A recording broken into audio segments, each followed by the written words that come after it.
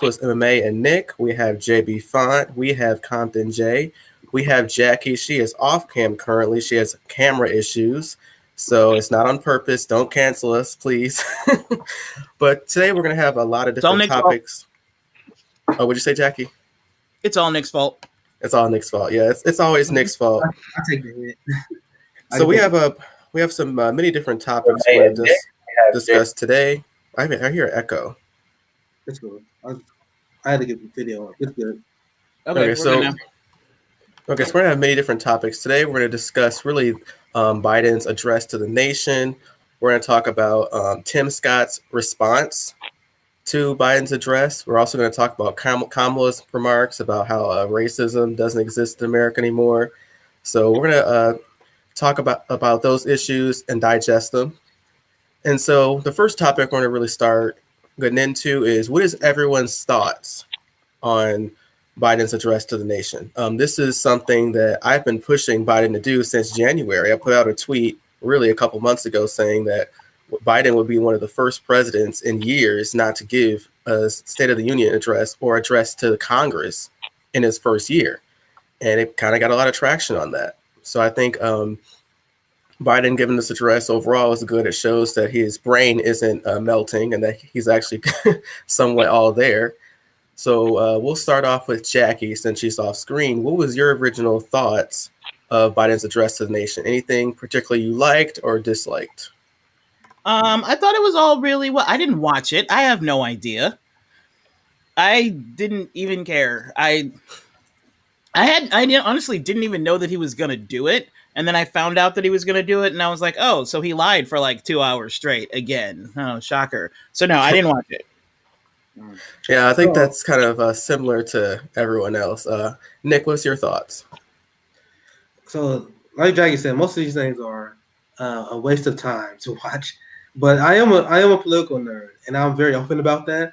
So I know it's mostly bullshit, but it's very important to kind of know where our opposition is coming from. There's no doubt in my mind that Joe Biden is our opposition. I'm very concerned and very demoralized that we have Biden with like his record approval with young people, and this is because the media propaganda behind him. And that kind of what I want to talk about in context of his speech, because I see what he's doing and I see the strategy of the Democratic Party. His speech, he was imitating Bernie Sanders. We all know Joe Biden over plagiarism, so that's not a surprise. But this is the new strategy for the Democratic Party. I mean, we see it with Chuck Schumer. We see it with many other members of Congress. They speak like Bernie Sanders now. And because Bernie Sanders kind of play along with the Democratic Party, gives the illusion that they are the new Bernie Sanders. We got mainstream media running stories about him being the next FDR. So when I watched this, I'm like, all right, he imitating Bernie Sanders. We didn't have a ton of progressive leaders that give him A's like Kamala. We're going to get into that very soon. But I watched it. It's nothing like interesting just in terms of what he said. He's just a liar. And now we got Washington Post and not going to fact check him anymore. And he gets away with all of these lies. And but first, for no one example, I tossed it to, I think, JB. I'll give it to JB. Yeah. He said, he's saying the same lie that he's getting out of Afghanistan. We're not getting out of Afghanistan. And there's no one in corporate media or anyone who is elevated by the algorithm on YouTube, on Facebook, on Twitter, who's going to correct him on that. And if you're one of the people that gave Biden credit for pulling out of Afghanistan and you didn't do a correction story to like pretty much explain how it's been privatized, you're kind of shady, because that means you're just doing propaganda for the Democratic Party. I talked to the JB. What's your thoughts? I didn't get to watch it yesterday, partially because I forgot, but mostly because I had dialysis yesterday and they kicked my ass and I had to rest. And so I completely didn't even know. I was asleep the whole time. So unfortunately, I wasn't able to catch it, though I am a bit of a political nerd myself. But at the same time, I was kind of glad I didn't watch it. And for the simple reason, that why would I want to watch somebody lie for 2 hours, to my face? I mean, I get no joy out of that. But looking at some of the things that were talked about on Twitter, like for instance, he approved $15 an hour to be paid to federal contract workers and federal workers, which in retrospect, when you think about it, it's a good thing to some people. But in the whole grand scheme of things, it's actually just barely crumbs because you had the ability to to approve for a $15 an hour minimum wage across the board within the entire country. So because when you think about what could have been done, but instead they said, nah, we're not really going to fight for it, then it shows that it's just tweaking around the edges yet again, which has basically gotten us nowhere. And I saw a tweet where it said that when Joe Biden said healthcare was a human right, they panned straight to Bernie. When they talked about the minimum wage, they panned straight to Bernie. All these different things that Bernie Sanders ran on, they would show Bernie Sanders' face in the crowd.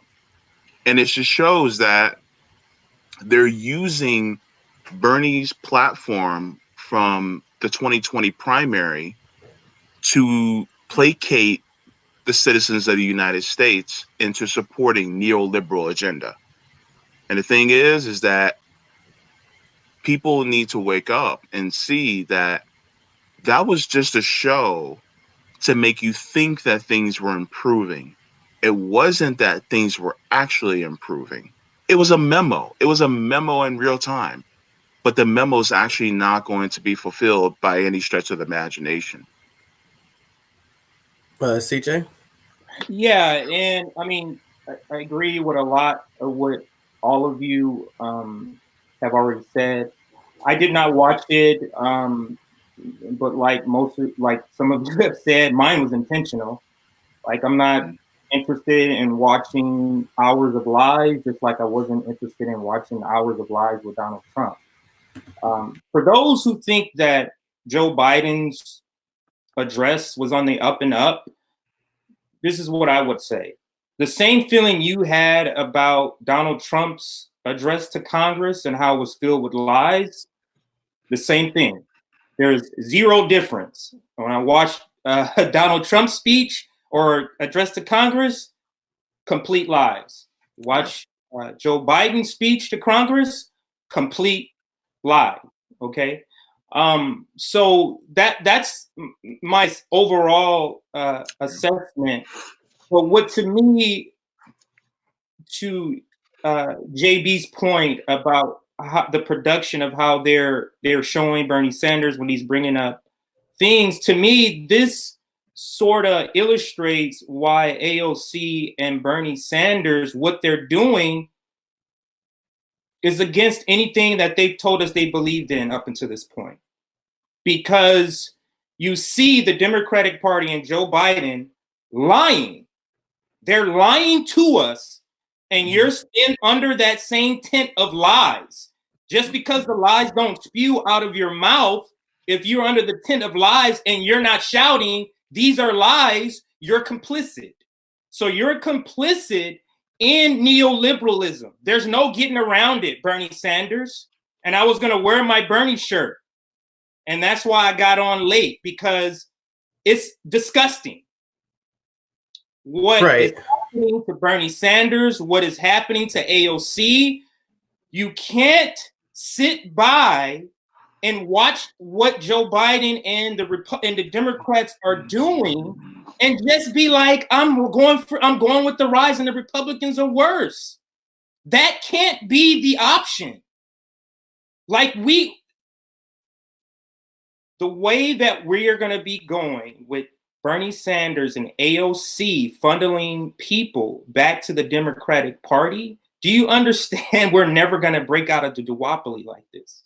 AOC is in her 30s. How long do you think she's going to be in Congress funneling people to the Democratic Party?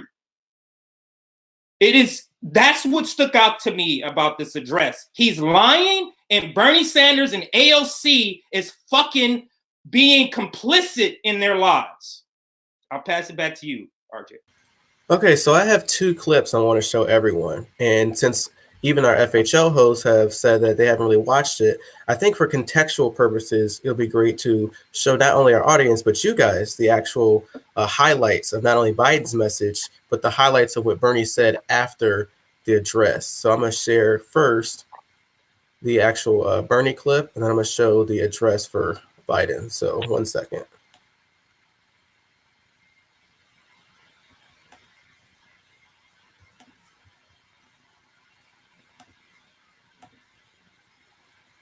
Okay, here we go.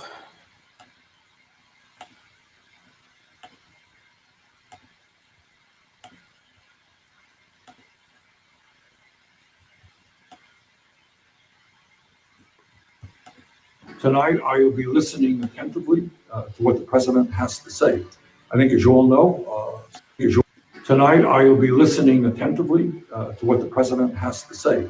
I think, as you all know, several months ago we passed the American Rescue Plan, which dealt with the pandemic crisis and the ramifications of that. Now, tonight we begin the process through the president's speech of dealing with the structural problems facing this country. One of the areas I know he will be touching on, and we've got to move aggressively on, is the needs of kids.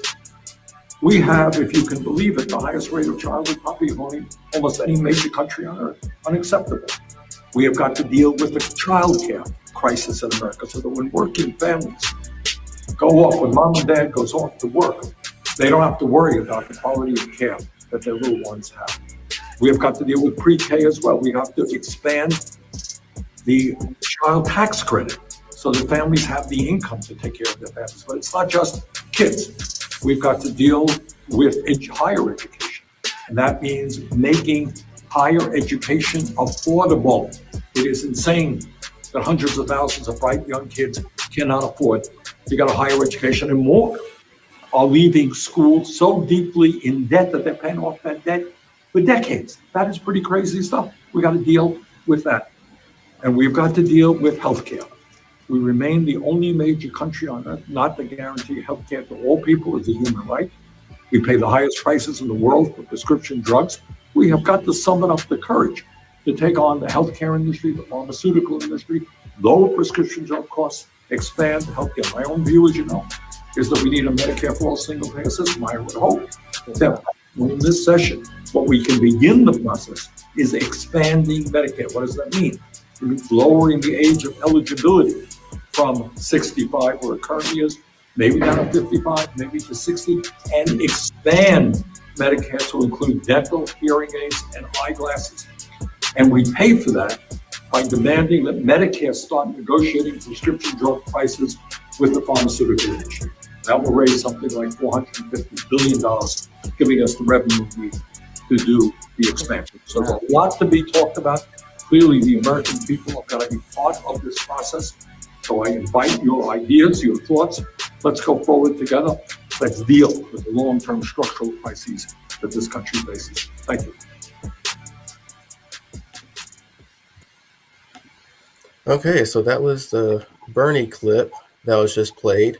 The Biden one is 5 minutes, but I'll make sure I'll play 1 to 2 minutes, and then I'll give my opinion, and then I'll allow everyone else to give theirs. So 1 second for that.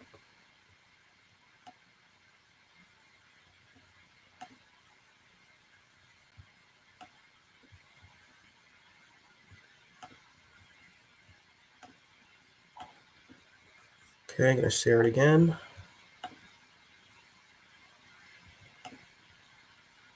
So that was Bernie. What's the clip we're about to pull up now? This is the highlights of Biden's address. So I'll only play it for 1 to 2 minutes, and then I'll give everyone else's input on it. Madam Speaker, the President of the United States.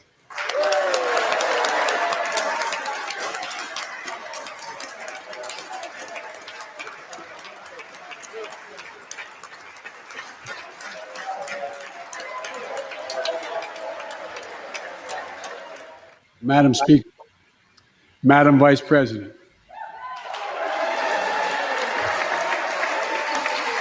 no president has ever said those words from this podium. No president's ever said those words, and it's about time. Now, after just 100 days, I can report to the nation, America is on the move again. We have to do more than just build back better.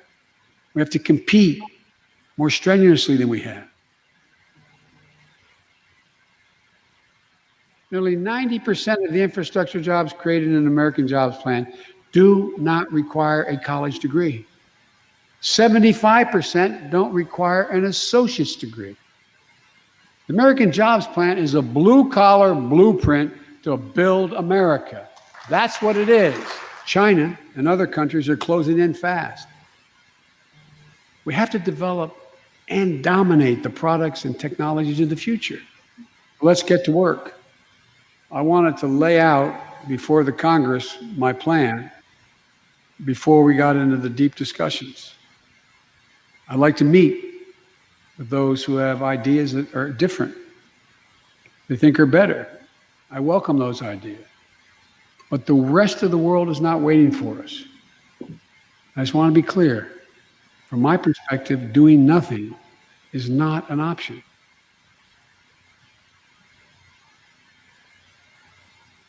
The war in Afghanistan, as we remember the debates here, were never meant to be multi-generational undertakings of nation building. We went to Afghanistan to get terrorists, the terrorists who attacked us on 9/11. And after 20 years of valor, and sacrifice, it's time to bring those troops home. Make no mistake, in 20 years, terrorism has metastasized. The threat has evolved way beyond Afghanistan. Al-Qaeda and ISIS are in Yemen, Syria, Somalia, other places in Africa, in the Middle East, and beyond. And we won't ignore what our intelligence agencies have determined to be the most lethal terrorist threat to the homeland today. White supremacy is terrorism.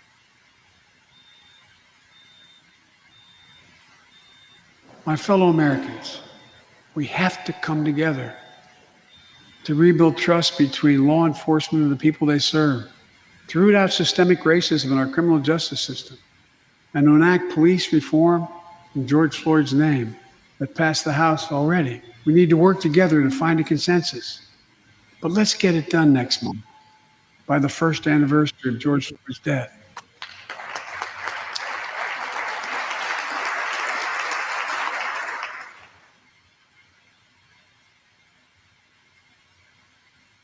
I also hope Congress will get to my desk the Equality Act to protect LGBTQ Americans. For all transgender Americans watching at home, especially young people, you're so brave. I want you to know your president has your back. Another thing, let's authorize the Violence Against Women Act, which has been law for 27 years.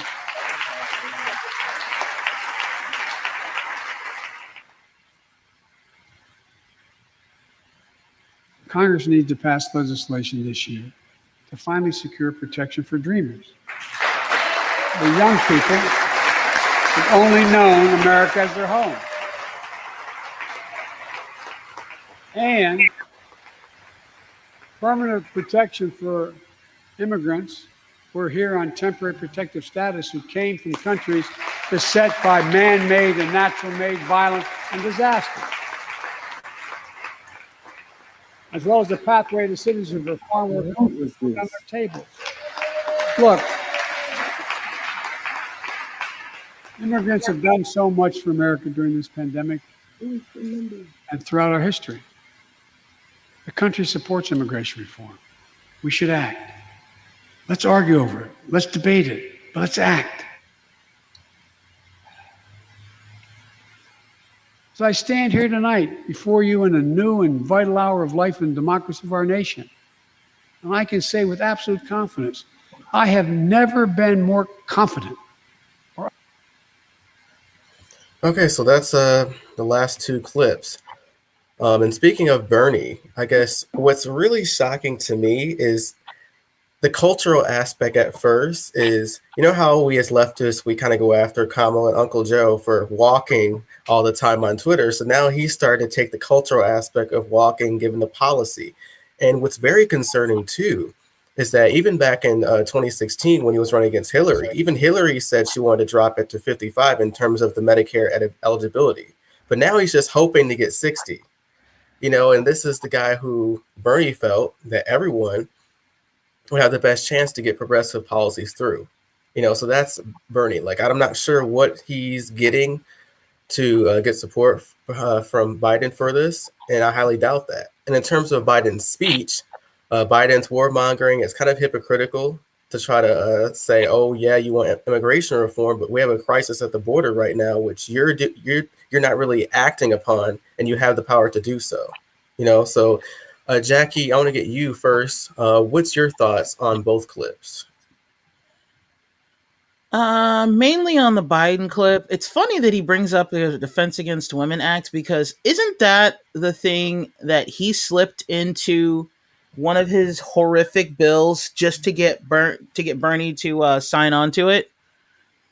I don't remember which bill it was. I think it might have been the crime bill, but it was the crime bill.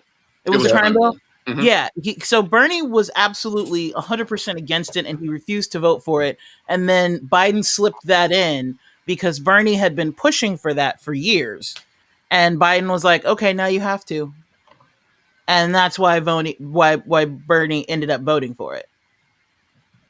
So he's essentially a wolf in sheep's clothing. He's using Bernie's words to try to shut us up. But he's lying. Everything he's saying is a lie. Everything he's saying, especially when he sits there and he says, "Oh, for transgender people and gay people, we care about you." No, you don't, because we can find footage of you during the vice presidential debates, and I think it was 2012, when he was agreeing with Sarah Palin that gays don't deserve a right to be married. He just wanted to keep civil unions. Mm-hmm. That was 2008. 2008. Sorry. Mm-hmm. Yeah. Right. JB, what are your thoughts? I agree with Jackie.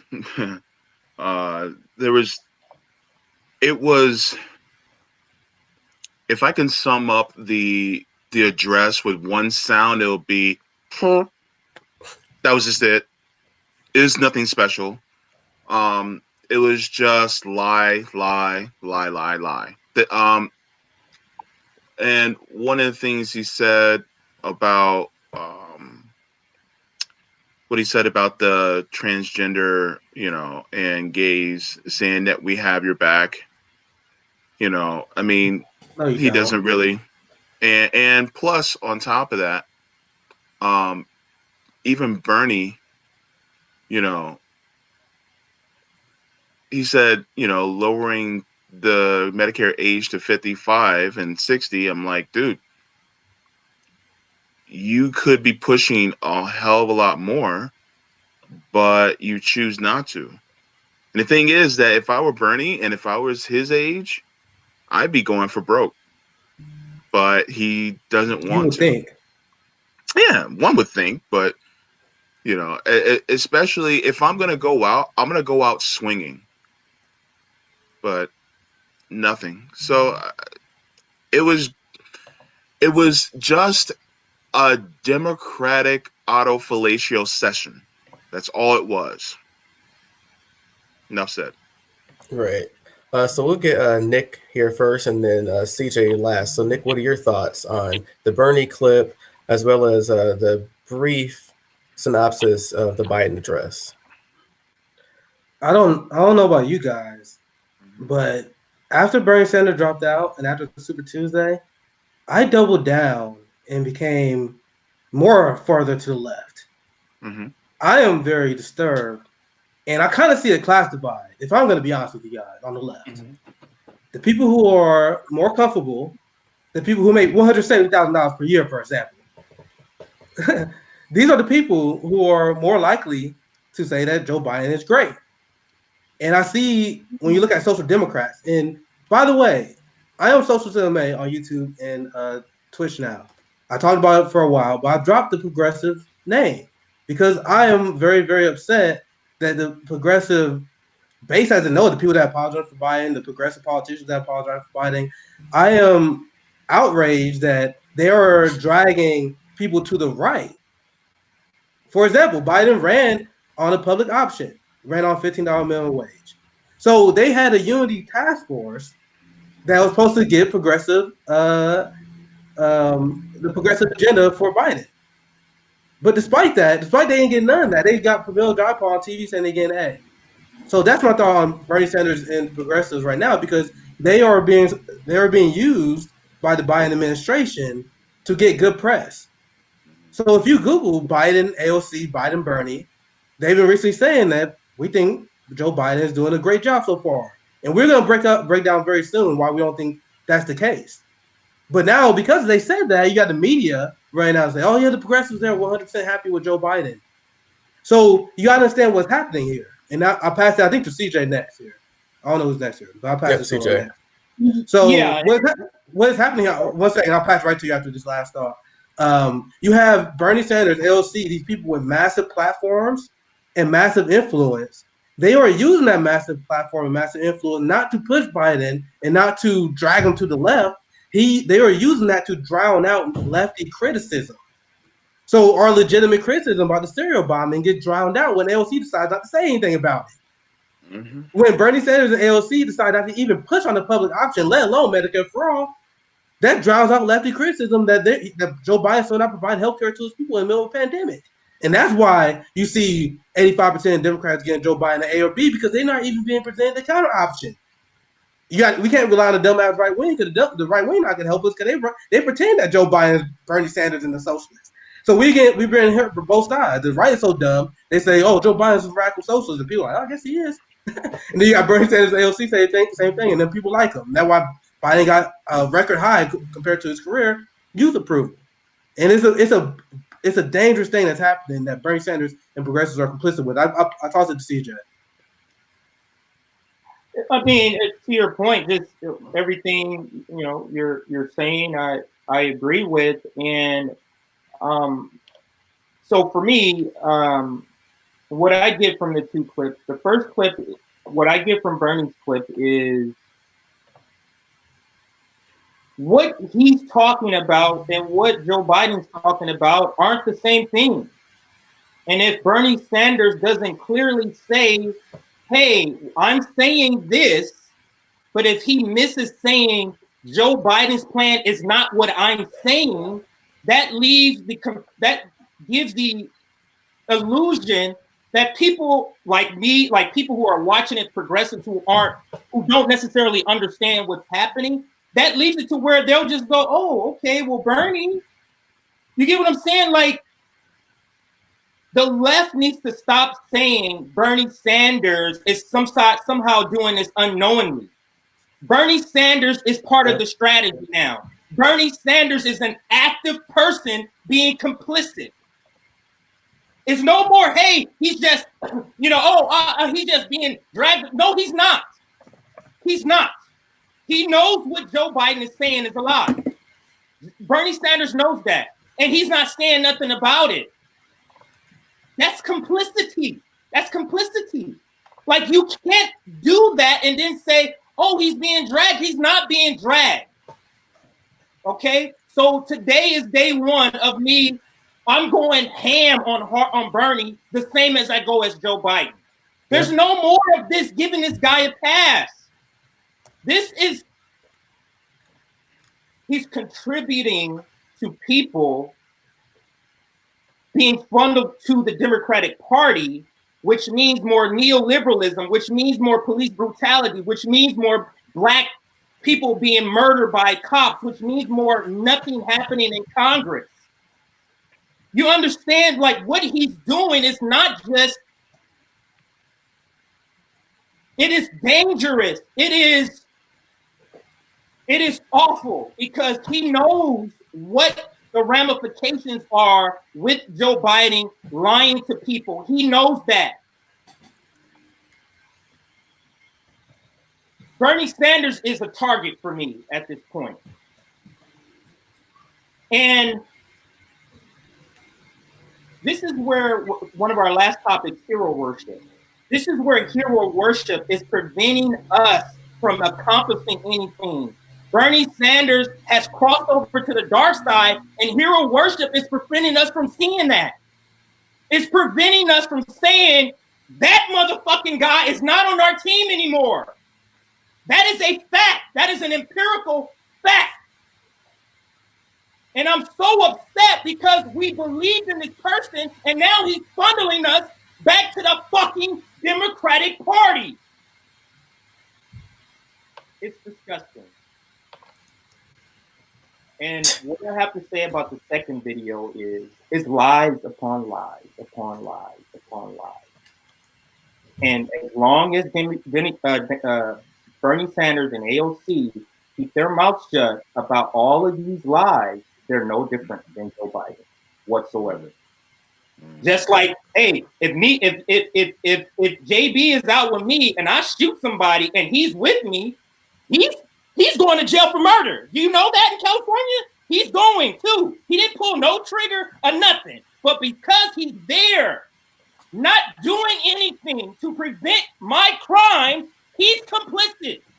And it's the same thing with Bernie Sanders. It's the same exact thing. You are complicit, sir.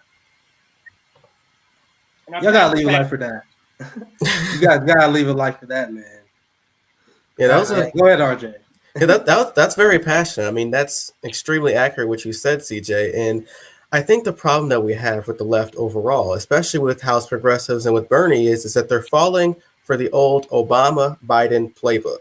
Mm-hmm. And what that means is you say something progressive, you put it on paper progressive early, you put it out there to get the progressives and Bernie Sanders on board. But the problem is the establishment themselves, they never protect it. So once it goes to the House or to the Senate floor, the corporate Dems, the blue dogs, they will strip it down. They will do what we call, and what they say, trimming the fat.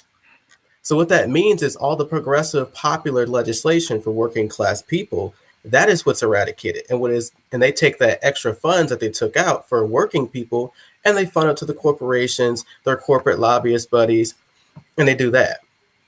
And here's the issue we have is on the left, we have this issue of harm reduction. So the progressives see this. So their mentality is oh, see, we can't object to this now because they'll take out more stuff. So we have to say we're with it so they can stop. But the problem is you're supposed to stop them at the gate before they even get the opportunity, before they even get froggy and leap to cut out stuff for regular working class people. It's important to show that you're not going to tolerate it. Because when Joe Manchin, Kirsten Sinema, these corporate Dems, when they fight against a $15 minimum wage, when they fight against the PRO Act, when they fight against filibuster reform, they're out and about and abashed about it early. They're saying, no, hell no, we're not voting for this. You have to pressure them even harder to do so. And so the problem with the progressives is they fold so quickly and they wonder why they don't get victories, right? And so that's the Obama-Biden playbook, and they're falling for it all over again. Like last night was key. And this is what you do in every address to Congress that a president does. I mean, look at the one that Trump did a year ago. He pandered to the white supremacists. He had the Venezuela puppet, Juan Guaido up there, had him up there. He had a military coming home ceremony. He had what did he give? He gave Rush Limbaugh the Presidential Medal of Freedom. So it's all of this is just pandering for different factions of your party. It's the same thing that he did last night. He said some stuff to make Bernie happy. He said some stuff to make the military happy. He said some stuff to make the blue dogs happy, talking about tax reform. He even said, look, I'm not against billionaires. I believe we should have billionaires, but they should pay their fair share. You know, it's like, okay, so he's pandered to all the bases. And so that's overall my thoughts about that. The Bernie situation, that is what really, really kind of annoys me about it, because Bernie knows better, you know, and he has more power in the Senate by himself than the squad does in the House, simply because, you know, he could stand up. Any senator can stand up and filibuster a bill. The problem is the corporate Dems and Republicans, they all fight against him to crush it. That's how the $15 minimum wage happened. You know, so the establishment Dems, they took the $15 minimum wage out of the bill which actually increased the threshold. So they basically filibustered their own bill and went from 51 to 60. Bernie put it on the floor himself because he's the budget chairman. So then they need 60 votes, and that's not going to happen. So that's what they do to Bernie. But the argument for the squad in the House, which is the reason why I give Bernie more credit, is because at least Bernie tries. The squad is afraid to try. And so yeah, go ahead. Sorry, brother. So go ahead. Because I love what you and especially what CJ was saying, and this part is very demoralizing to me because a lot of people in our circle, especially a lot of people to my left, they give no stock into electoral politics and politicians. But you guys got to admit that it's still demoralizing to have people that we commit our time, put our money into, and then now see them just betray us for the Democratic Party for their comfort. Because when you see like Bernie Sanders speaking, we are in an information war with the neoliberals. They control pretty much the flow of information. We got independent news that being throttled, and now you got even Washington Post not going to fact check Biden. So put two and two together. You got independent media that will hold them accountable, being throttled. Meanwhile, the corporate media is they're not going to fact check Biden no more. So the only way we can really counter that is by having people with great influence counter that. That's why before the election, I'm like, all right, everyone going in on Bernie Sanders and LC, and that deservedly so. But I'm like, I'm gonna hold out and see how they act in the Biden, because technically at the time we only see Bernie Sanders in the squad as a team under a Republican president. Mm-hmm. So at the time, I'm like, okay, maybe they might redeem themselves if they're not worried about Trump. Because I'm like, all right, maybe Bernie got Trump derangement syndrome, and maybe he's just all right. I want to win for the team. After that, I hold Biden accountable like I'm used to. But you got Bernie Sanders and the progressives repeating the bullshit about Biden cutting poverty. Like, what? No, I tweeted about this earlier today.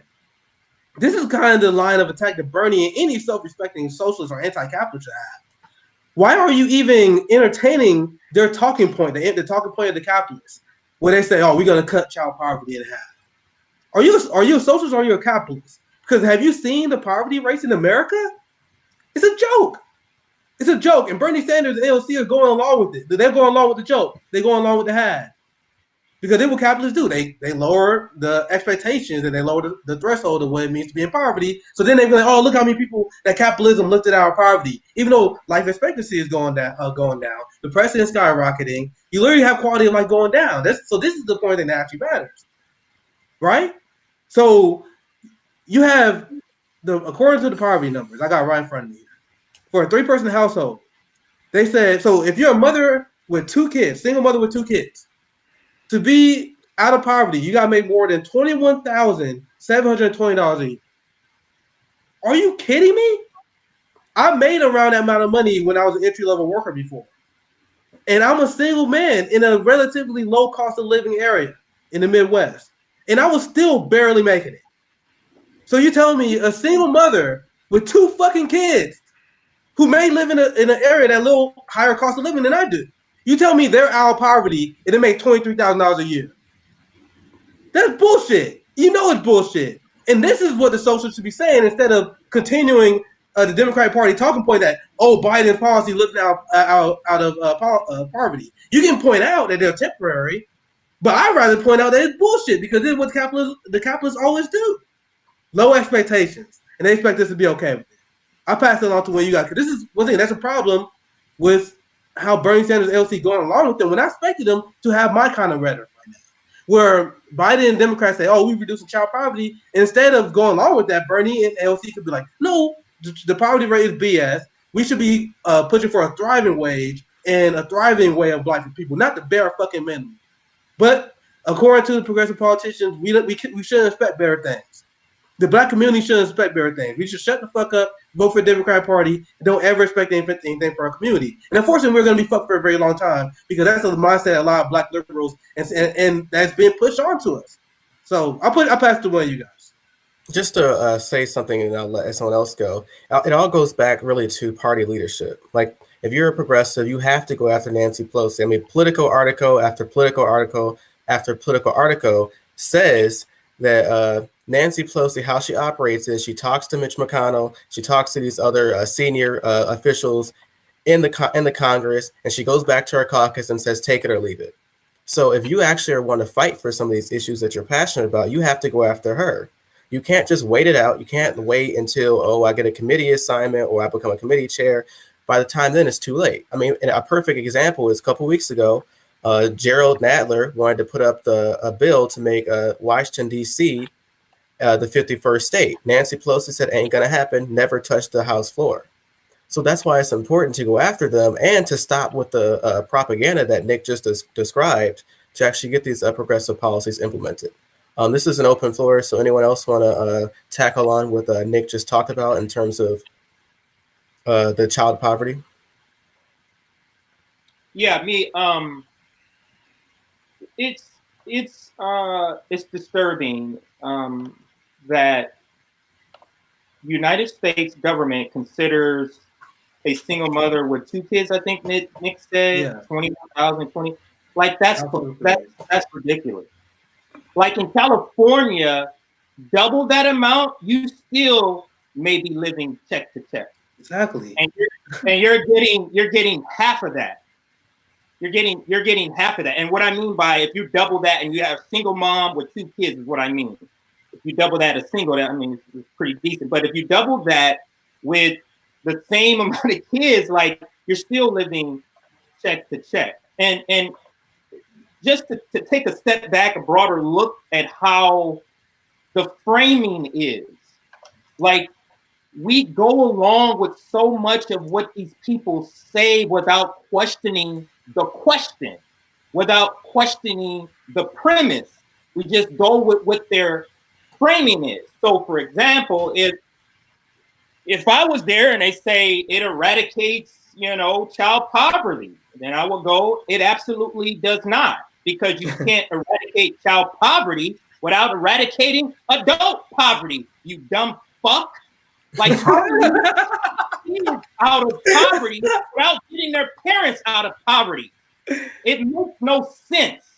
But if you don't have an intelligent constituency, which we don't because they're conditioned not to be intelligent about politics, they're conditioned that way. If you don't have that, then you just kind of go along with what everybody says. So Joe Biden said it eradicates child poverty.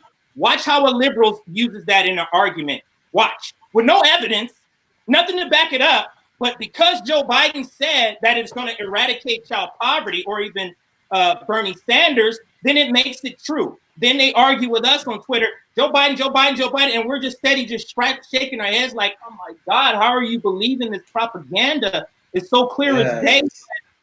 People want to believe it because the other option is understanding how fucked up the United States is.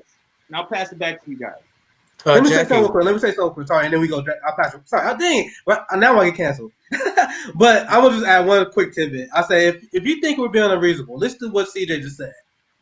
Why are progressives not calling this out? I saw people celebrating because there was a story that just came out, and once again, you know how the corporate media, they always apologize for capitalism, so they were trying to frame it as a good thing. That was the funny thing. They said the United States reduced child poverty to 18%. And then, liberals, they're like, yeah, this is why Joe Biden is amazing. I'm like, bro, that's almost 1 out of 5 kids. And remember that poverty table we just talked about? So you guys are bragging about 1 out of 5 kids living, so you got a single mother with 2 kids. That's going by their poverty level that we just described as absolutely destitute. So 1 out of 5 kids live in that situation I just outlined. So we're not being unreasonable. They was bragging about that. In any rational society, anything other than 0% would be a fucking trash result. I'll pass it to Jackie. I just want to add that. How have we been unreasonable?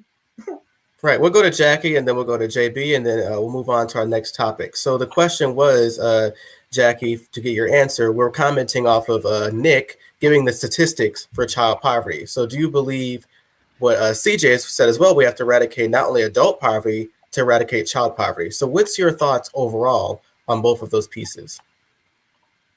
It's all bullshit. Joe Biden doesn't give a shit about poor people. He doesn't give a shit about anybody except for the people that pay him, because he is the senator from MBNA, and he's now just the president from whoever pays the most. Nothing has really changed. Just like he said, nothing will fundamentally change. This is all talking heads bullshit. It's the stuff to make The idiots clap and go, "Yay, that's our president," because he sounds better than the last guy, even though he's doing the exact same thing. Yeah, how are you going to eradicate childhood poverty, but your parents are still poor? You, and only half, not everybody. Fuck the other half. Just half. Half of you guys cannot be poor. The rest of you, you need to like make some shoes or something. Everybody else, like here's a sandwich or something. Like how the fuck do you even halfway? That's the dumbest thing I've ever heard. And anybody who thinks this is an awesome idea is an idiot. Yeah. That's my factual. thought. All right, JB, what's your thoughts? Okay, so I took the liberty of bringing out my calculator. Let's take a look here, okay? So as you can see, break it down. So, sorry. Other way. There you go. Yeah, keep it in the center of your screen. Mm-hmm. Okay, so as you can see, right? So $22,000 a year. I rounded up. Times $22,000 a year. Okay, so $1,300 a month in rent, which is basically what it costs for a one bedroom in my area. Times 12 is $15,600. Okay.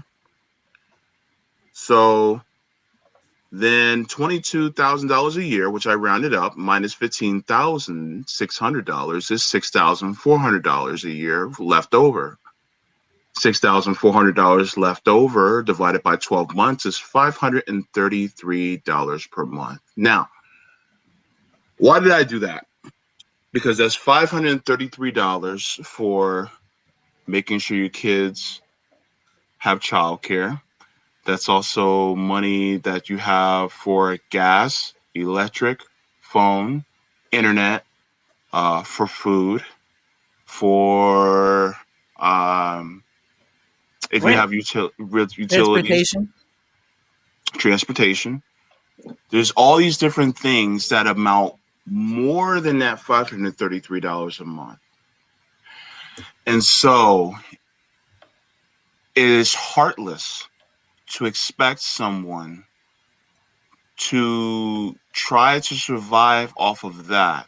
And I said this I think I said in a tweet, or did I say it in real life?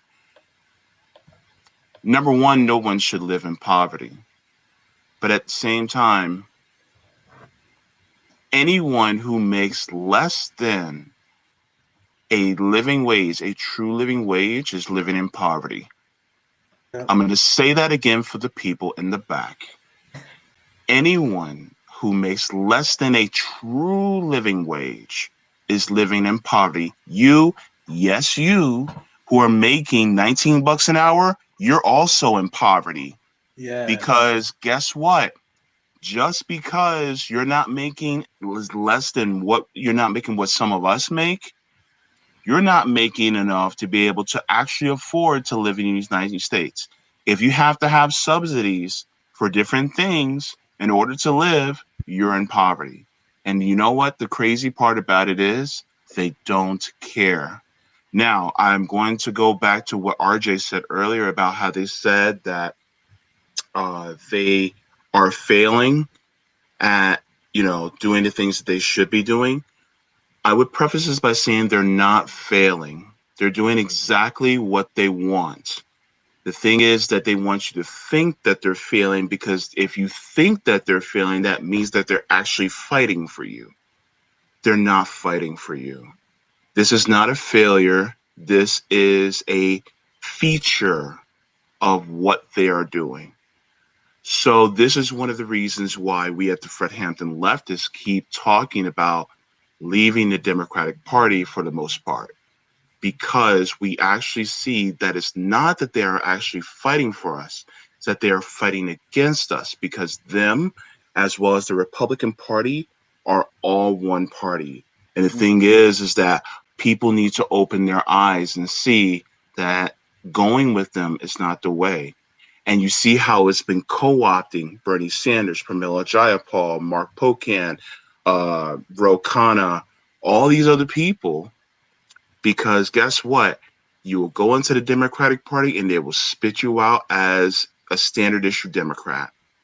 So, yeah, what everyone, all my co-hosts said is absolutely correct, and I agree with them wholeheartedly. That number one, we need to change the values of which we measure things by. Like for instance, the poverty level. A poverty level should be no less than $40,000 a year. Under $40,000 a year, that is the poverty level. Okay. Also, any percent above zero is too much when it comes to homelessness, poverty, dying from wars, all these different things. So we need to change our expectations and we need to raise them because we are being like, well, they're not dead. No. You guys need to dream bigger because we're dying if you don't. Well eloquently said, JB. We appreciate your very eloquent and insightful response there.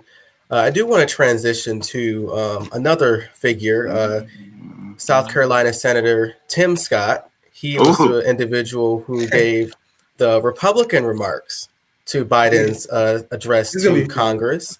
Before I give my remarks, and before you give your remarks, I will play a 1-minute clip about the entire scenario. So 1 second. Here is the clip right now, actually. Today, kids are being taught that the color of their skin defines them again. And if they look a certain way, they're an oppressor. From colleges to corporations to our culture, people are making money and gaining power by pretending we haven't made any progress at all, by doubling down on the divisions we've worked so hard to heal. You know this stuff is wrong. Hear me clearly. America is not a racist country. It's backwards to fight discrimination with different types of discrimination. And it's wrong to try to use our painful past to dishonestly shut down debates in the present. Today, kids are being taught. Okay, so those was his remarks really on race in America in general. He had a lot of a lot of liberals were going after him on Twitter, a lot of leftists going after him on Twitter. After you guys get the remarks, I also have the clip from Kamala as well. But I want to start with Jackie and then JB about your reactions to this fellow Senator Tim Scott. So Jackie, what are your thoughts? Hang on just a second. I need to change my image here real quick. No, you didn't. Yeah. So I'm almost speechless because it's like there's so many things going through your head at one time because part of you is like, nah, he didn't say that. Like, not for real. And then part of you was like, this motherfucker really is just betraying everything for a paycheck, isn't he? And then part of me is like, does he actually believe this? There's so many things that I'm thinking that it all just kind of clashes. And you're like, well, what do I say? And I don't even know because it's just something's wrong. And it's in that image. It's in that clip that you just shared, and it's all of him. And then Kamala Harris responded, and I was just like, "Pack it up, we're done. This is what representation looks like." So you're welcome. Like, you happy now? People look like you are just saying GOP talking points on both sides. Excuse me, on both sides. So congratulations.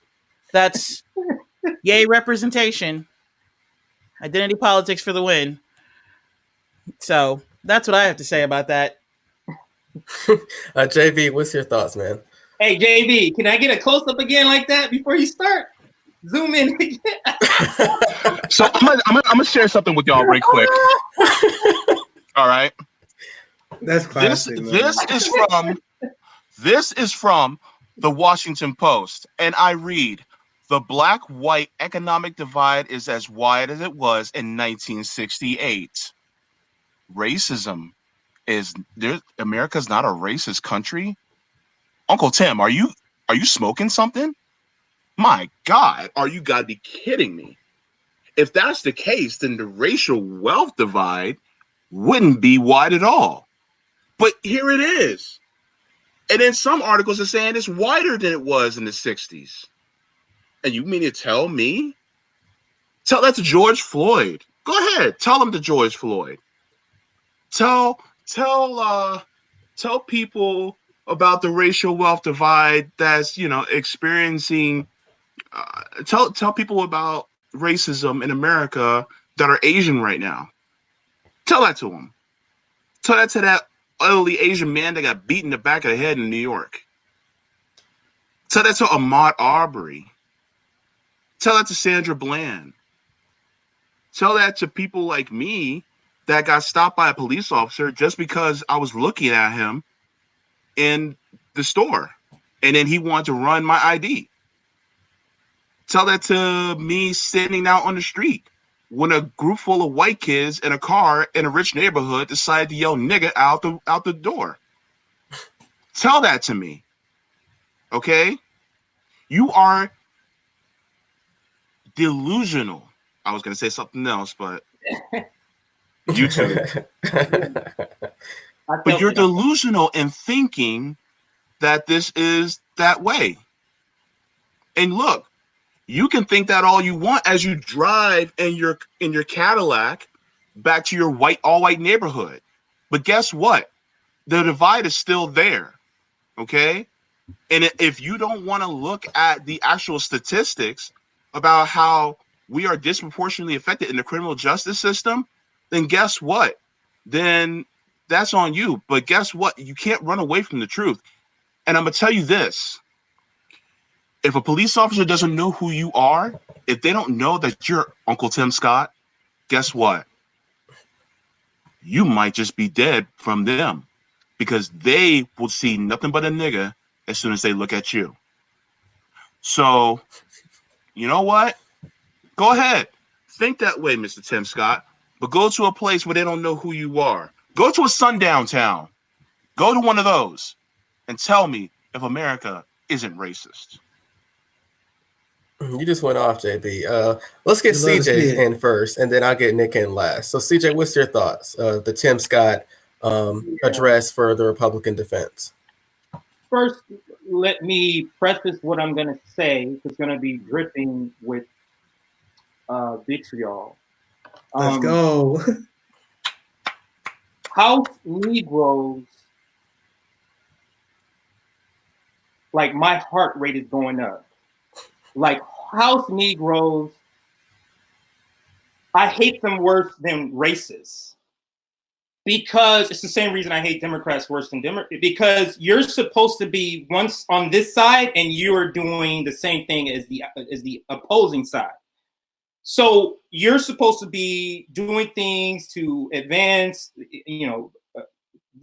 or advance Black people out of oppression in the United States, and then you sit up and say the United States is not a racist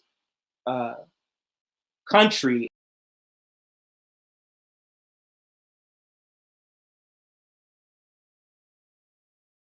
I think we lost. Where'd Jay go? I think we lost us. CJ, start again because we lost you a little bit. Yeah, sorry about that. Sorry about that. So all I can say about Tim Scott is he's a token. He's doing what he's supposed to do. And I did catch a little bit more of his response. And there was a section in his response where he said, people call him all types of names like coon and house Negro. And it's like, are we supposed to call you something else if that's what you are? And this next critique has to do with Tim Scott and Kamala Harris.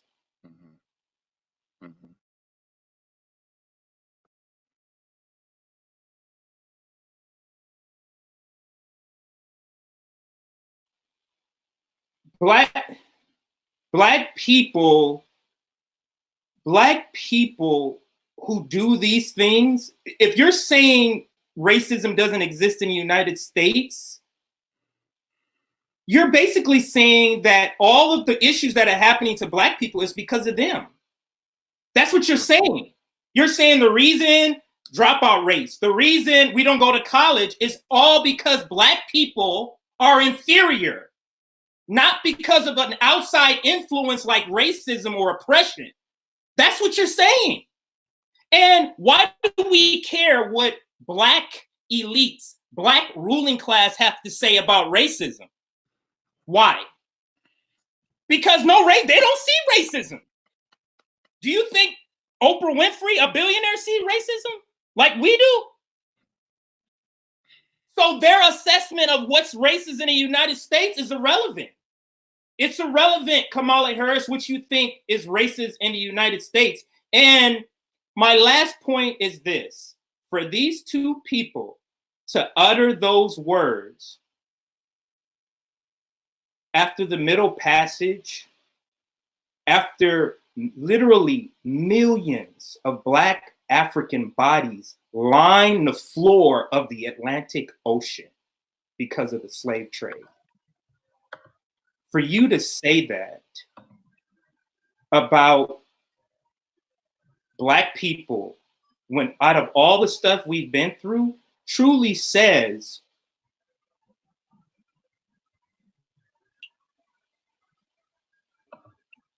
you're a self-hating, in my opinion. You're a self-hating Black person. And there's no other way to get around that. I mean, it's so disheartening to hear that in particular from Kamala Harris, because there's going to be lots and lots of people looking up to her saying that. So the next time something racist happens, when we're out, and you know what a white person is going to, whoever is racist against you is going to be able to say? There's no racism in America. What are you talking about? Yep. Tim Scott, or whatever the hell his name is. Tim Scott and Kamala Harris. Sad as not.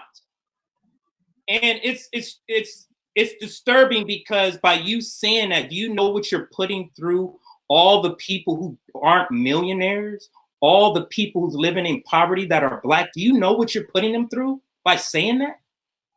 You know what you're going to get them involved in by saying that? It's preposterous. And I'll throw it back to whoever wants to pick it up. Yep, we have Nick. So the original question was what is your thoughts on Senator Tim Scott of South Carolina? He gave the Republican response to the Biden's joint session to Congress. So what are your thoughts overall?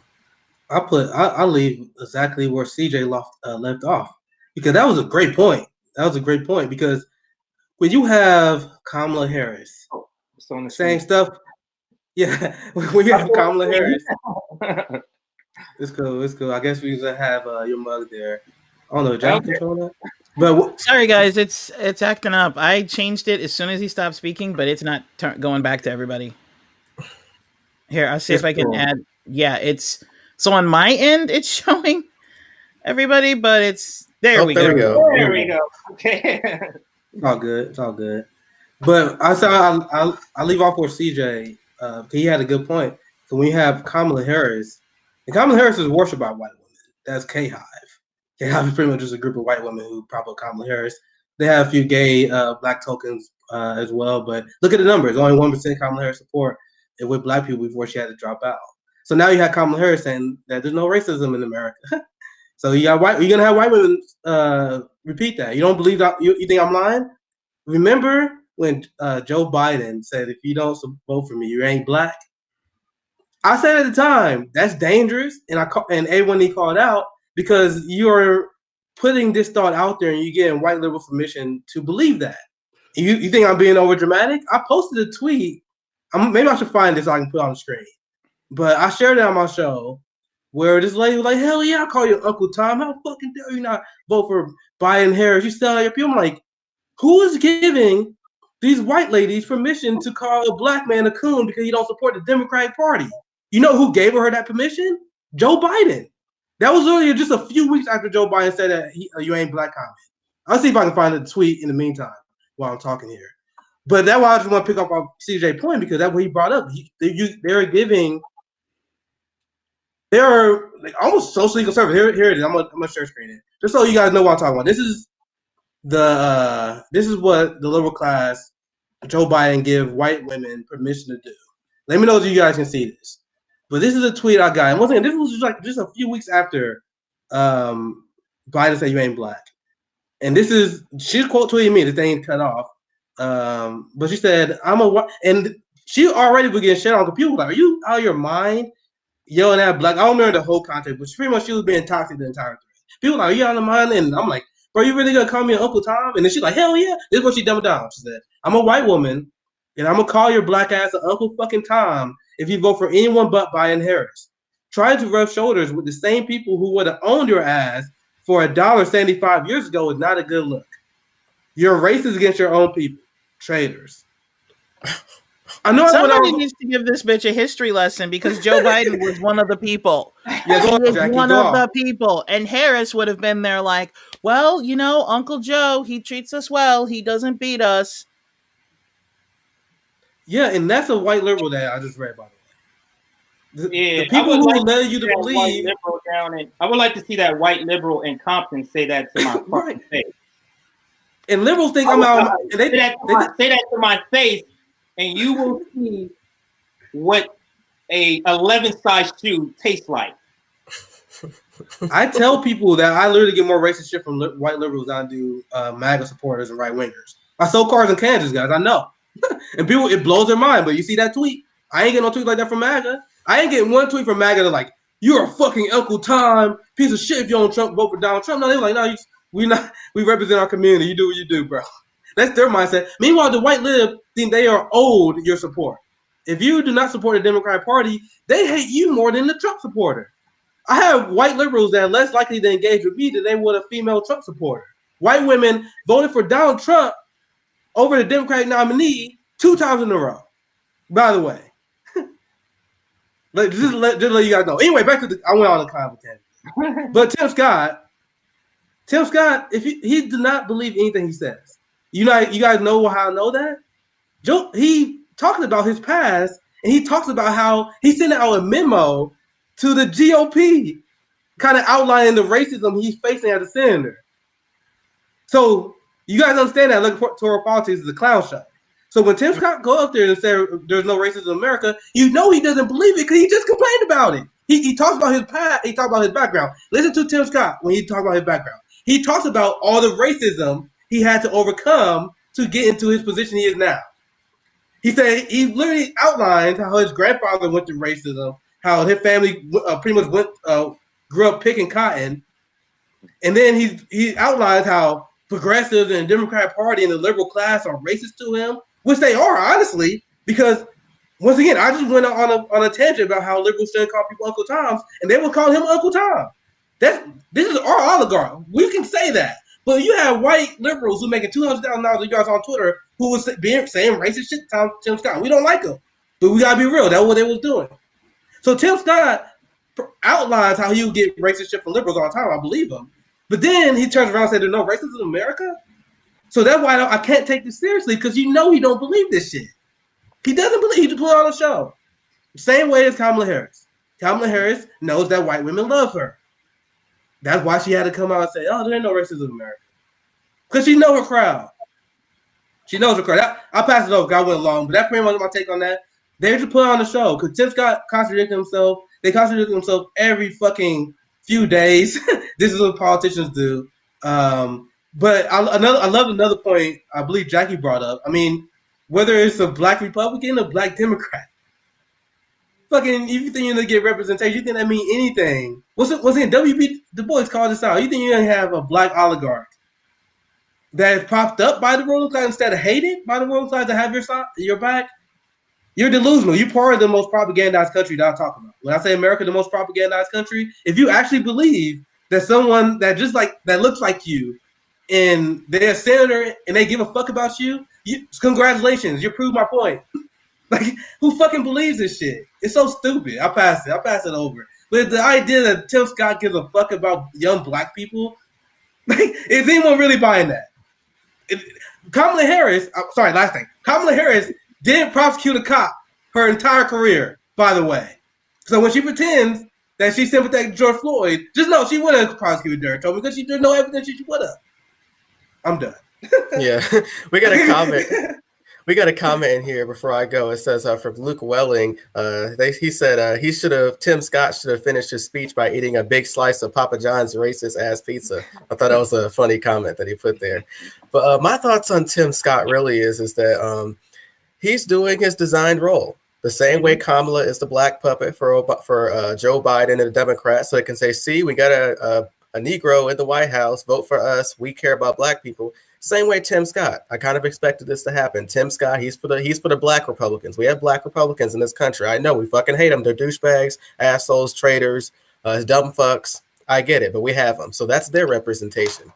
And the whole notion too that somehow the Democrats are divisive and dividing the nation by race. And it's like, it's kind of bad to throw stones with a glass house.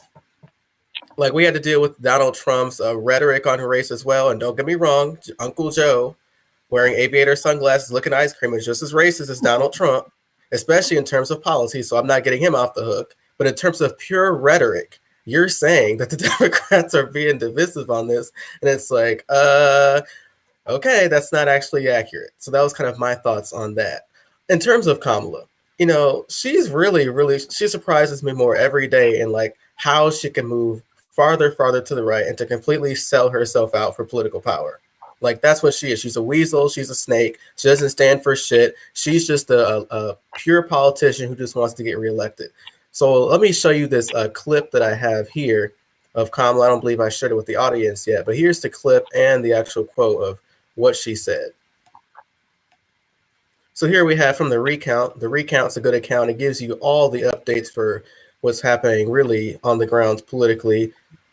So I'll play this clip right here. That we need to address. Well, first of all, no, I don't think America is a race.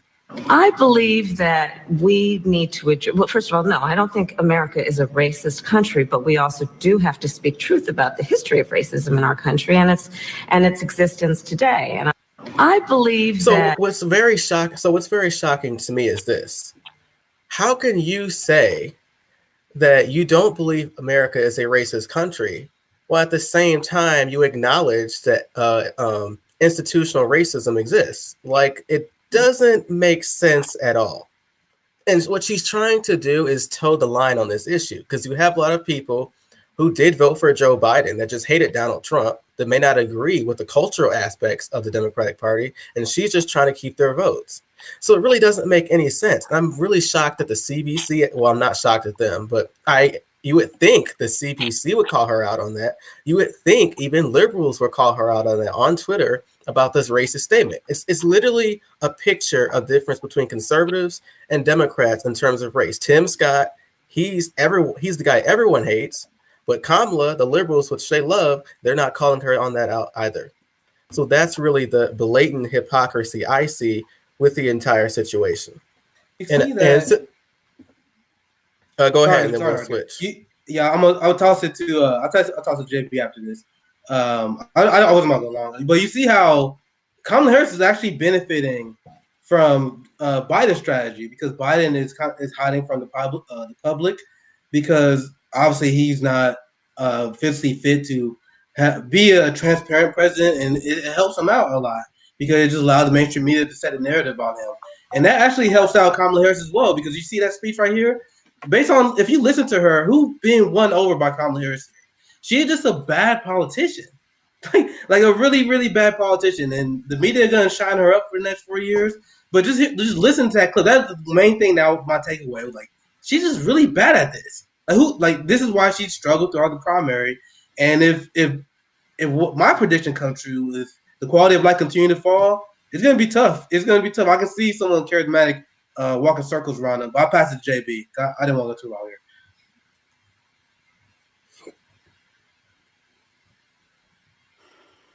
Okay. here. I'm gonna unpack this here, but I'm gonna get real with everybody. Okay. You have an affluent, light-skinned, biracial woman denying the racism of part of her own heritage. The part of the heritage that We all share.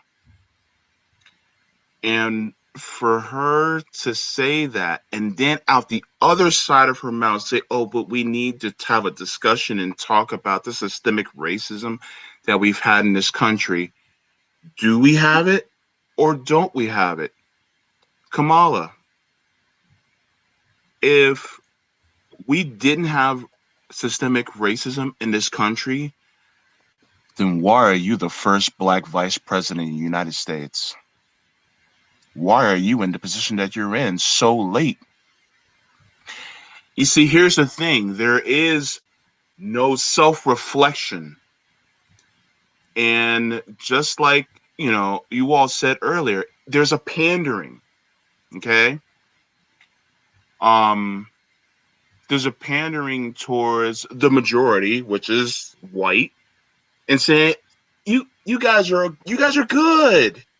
You guys don't have anything to worry about. And the thing is if that was the case, then this country would be a meritocracy. We wouldn't have hardly any poor Black people in this country because Black people work hard as hell, and you and I, and everybody knows it. Okay, so that whole lazy trope is a bunch of bullshit. On top of it, for her to say something like that is completely disingenuous, disconnected, and I am sick and tired of these Black faces in high places trying to make it seem like everything is gravy when it isn't. And then they continue to push this. And we end up catching hell because of what they say, what they do, what they deny, and what they don't do. And the thing is that people like Kamala Harris can be very dangerous because she, to me, is like one of those Black slave catchers that's like, I know how to slave things because I used to be one and I know how to catch them. And so guess what? She's going to look at us and go, oh, I know how Black people are and I know how to get them. And so next thing you know, when we're being suppressed more, when our material conditions aren't being fight for as much, just like Obama, guess what? Wasn't it Nick who always brings up that, Black wealth tanked under Obama? What would you think happens under a Harris presidency? So Jesus. we need to see the danger of having someone just because they share the same skin as us, but they don't share our same interests. And so she is basically showing you that her interests are the interests of white supremacy, not the interests of equity and equality. That's very eloquently said. Well We're actually said. going to move on now to our final topic with you guys for today. It's going to be about Andrew Brown. Andrew Brown is a Black man who got shot by the cops. We have another senseless police shooting. Based on the reports I've seen so far, he got shot in the arm 4 times, and the kill shot, which killed him, was in the back of the head while he was running away. Right, and the kicker is that the police department, they refused to release the actual body cam footage to the general public. And when they released it to the family, they blurred out the actual faces of the cops, and the judge demanded that the family do not release the video as well. So we have 2 instances. We have another senseless police shooting, okay, but the other instance is the police institution, the criminal justice system as well, is refusing to release this type of video, which constitutionally you're supposed to do. So we haven't heard Jackie in a while. So Jackie, what are your initial thoughts on this, if you have any, about this situation overall? First of all, I am absolutely sick to death of seeing people getting shot by the police. I'm tired of seeing it. I'm tired of seeing. I'm sick of this whole situation. Can we just abolish the police already? Like, they're not gonna. You can't reform this and stop throwing money at them because that's how they got militarized in the first fucking place. And second, it's telling that the thing that they blur is not the victim to protect the victim's identity, but they blur the perpetrators. And I am really sick of the fact that when there's violence against a black person can be brutally beaten or shot or in some kind of way violated, and there is no warning before that video plays. Yep. But you let it happen to a white person and you'll get the sensitive content warning. It won't even show. You'll have to click that you're okay showing it. But it happens to a black person, we're becoming desensitized to it because we're seeing it so often. And I'm really sick of seeing it. So those are my initial thoughts. And then also, remember when we were talking about how Democrats love to do fascism and everybody's like, no, that's the Republicans. Okay, so it's under the Democratic president where the police, and not just the police, but they're, I forgot where, I heard about it earlier today, but they're, I think it's in Florida somewhere where they're trying to make it against the law to film the police. It's in Florida, where I live, yeah. Yeah, that violates the Constitution. Mm-hmm. Where are Republicans saying you cannot violate our First Amendment rights? That violates the Constitution. Because those are constitutional violations. And those are a step towards fascism when you control what people are allowed to know.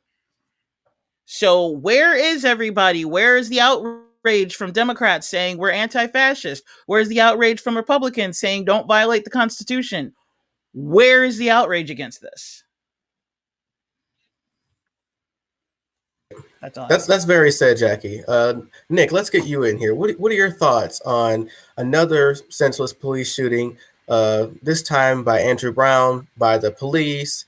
We stated earlier that they refused to release the body cam footage to the general public, and they blurred out the faces of the perpetrators and demanded the family, upon receiving the footage, not to release it as well. So what are your thoughts on this entire issue? Just some more police state shit. And this is why people who are not serious about this, they just upset me more than anything else. Because we have the opposition, we can beat the opposition over time. It's the people who keep sheep herding people and thinking giving this system more money and reforming this. Because look at the details of this story. It's kind of unbelievable when you look at it. So body cams wasn't reformed. How is that working for us? They can just say fuck it, we're not gonna release it. It's too damning for us. And then if I'm getting this right, didn't the court back them up for that? So you have the entire carceral state that cover for each other. You have the courts that will cover for the police state, which they always do. That's why people were celebrating when Derek Chauvin was taken away. Who was like, what? The fuck? The system actually took it out, its own trash out? So the fact that we was even surprised and celebrating, that's pretty damning, isn't it? That's pretty damning because we don't expect it to happen. Because it doesn't happen that often. And we see it here because the carceral state is taking care of each other. One of the boys did something horrific, and they know if it get released to the public, they will be held to pay. So they're all right, we got your back. We just make up a rule where we can't release it. We take their civil liberties away if we have to. You know, the family who should in any rational society have the right to release that video, right? They said, nah, fuck you can't do that. You know why? Because we write the laws. We own you. We own you. And there's nothing you can do about it. If you complain, we'll go to your house and we'll fucking kill you. They did to a few activists. There was the one, you see how they arrest right-wing protesters, for example. That one guy who was convicted of killing a right-wing protester in Portland. They just went to his house and killed that guy. So this is what they would, that was their boy. If you're on the right wing, that's their boy. So there's no due process for him. This is how they roll. They own you. Whatever they say is legal, is legal. If they get filmed killing you, if they want to, they're like, no, we're not gonna release it. What are you gonna do about it? We're gonna do protests? Then we'll tear gas you. So why bring this up? Why am I going this path? Because you guys see how anyone who advocates for reform are deeply serious people. This is why the road to abolition is the path to the left. This is the path the left had to follow. So when you guys see us upset at progressive politicians who are weak on this issue, who like, no, I don't think we should defund. That's too far. You're not my ally. I'm sorry, you're just not, because we're not even on the same page anymore. You're stuck in the past. Like, you can just say Medicare for all, hoorah, let's get Medicare for all, student loan debt, living wage. And I noticed this because there are a lot of white progressives, a lot of white liberals. They care about just saving healthcare, but they actually don't care about ending the police state as we know it. So that's why if you don't support the road to abolition, you're complicit to this. If you are a progressive, and I'm talking to you, Bernie Sanders. I'm sorry, guys. I'm talking to you, Bernie. If you don't support defund the police, after seeing everything we go through, you are the white moderate MLK was talking about. I know that hurts, but it's true. From the day one, majority of black people, despite media propaganda, was supportive of defunding the police. Now we got 55% independents that support it. About 75% Democrats.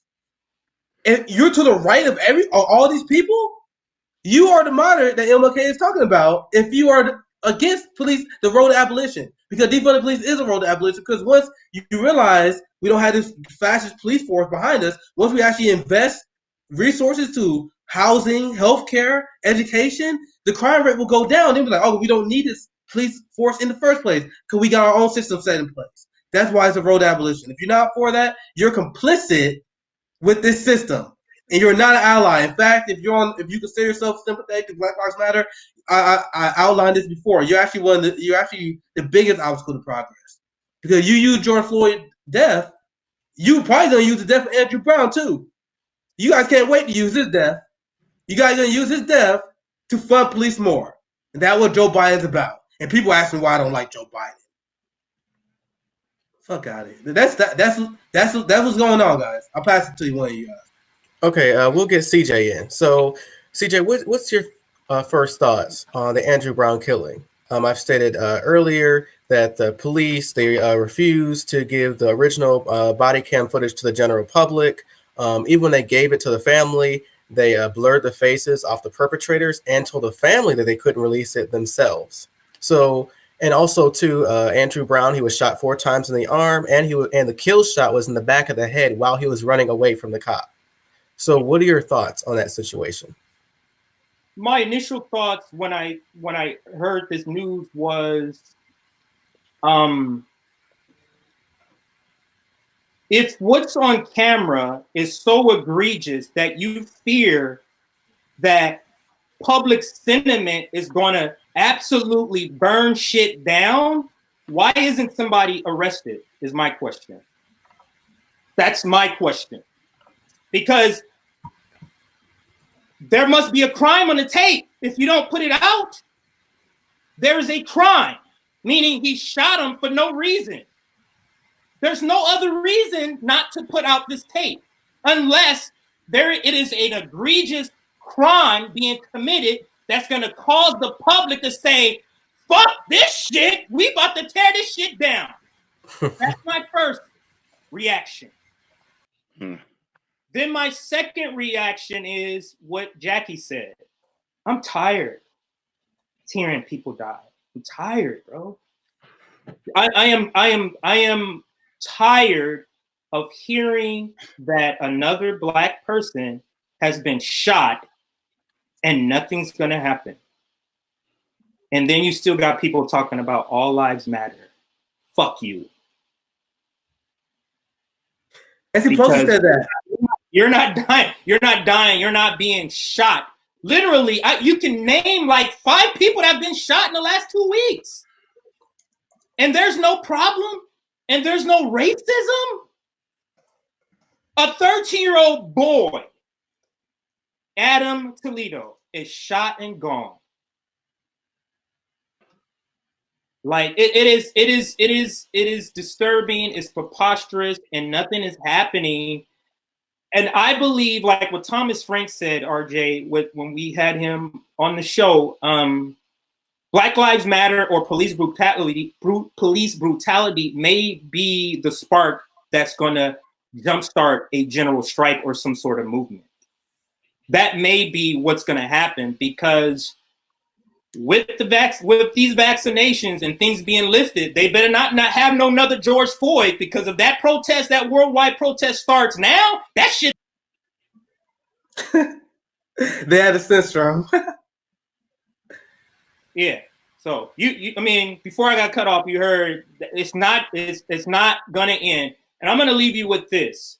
Everything we talk about on this show, everything we talk about on Twitter, there's one solution, and everybody won't want to talk about it, and it's a general strike. Nothing is gonna happen. No police reform, if you want to use that term. I say defund the police. None of that. No living wage is going to happen. None of that is going to happen. Money out of politics, the corruption, the imperialist wars, none of it is going to change until we decide to say, hey, our labor is the only thing they give a fuck about. They don't give a fuck about our lives. And they tell you every day when they say only workers deserve insurance, health insurance. When they say during a pandemic, you don't need medical coverage. When they say that, they're telling you, fuck you in your life.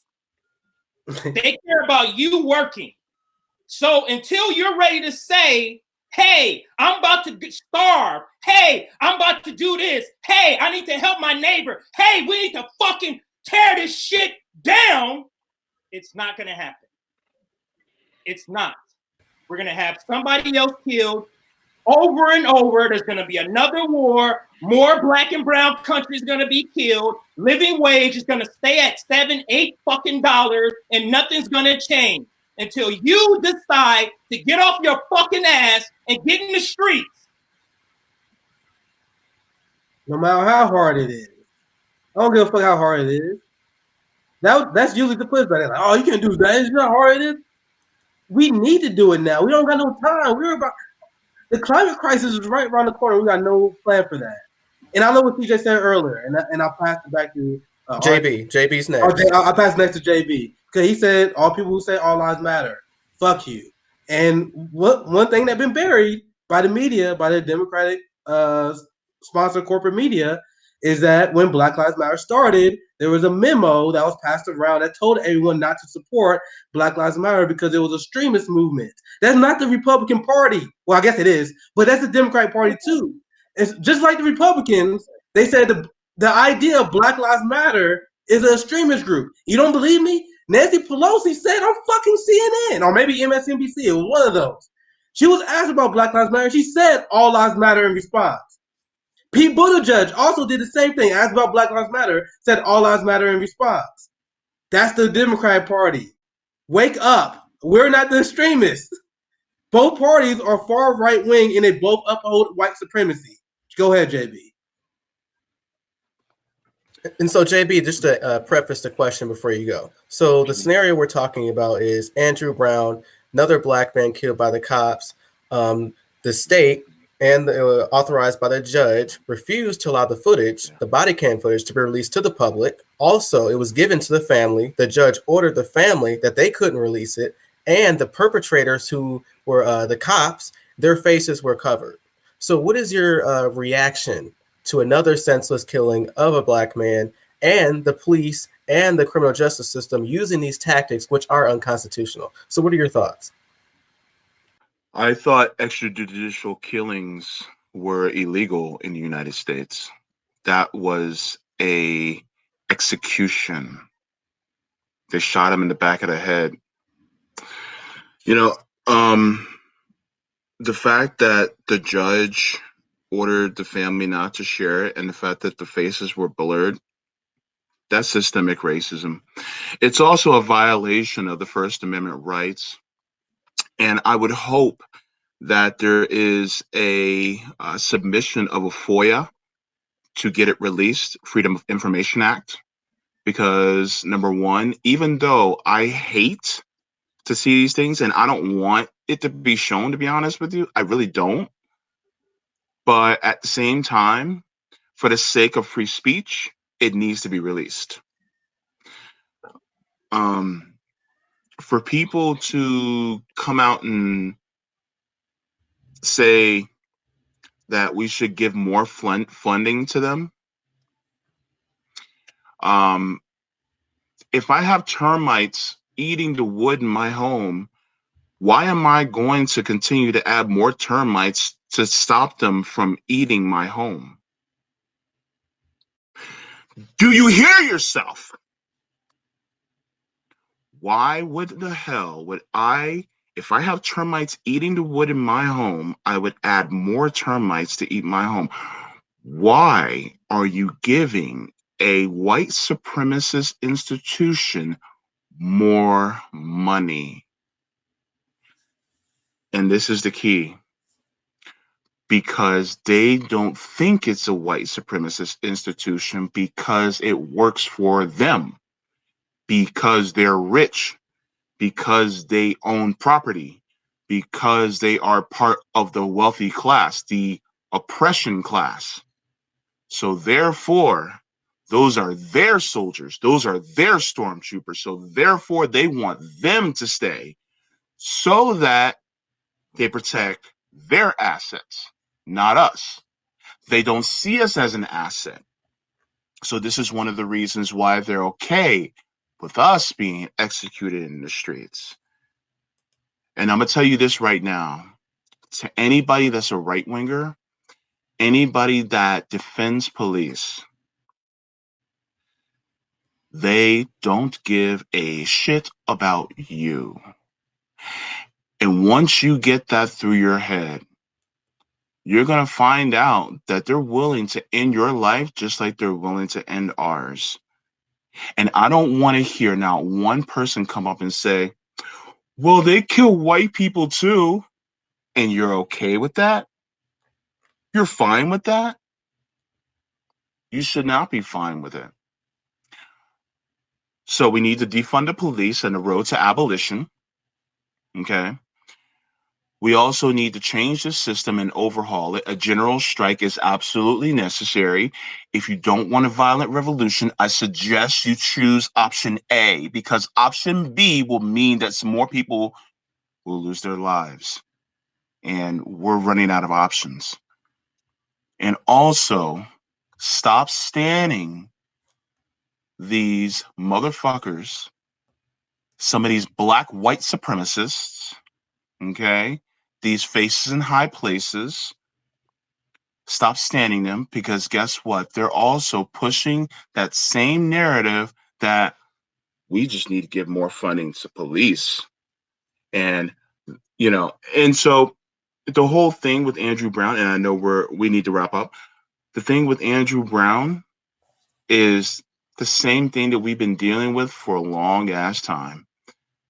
And I want people to get through to their heads that unless we get actual feet in the streets on these things, nothing's going to change. And unfortunately, because the state that I live in, they basically made that illegal.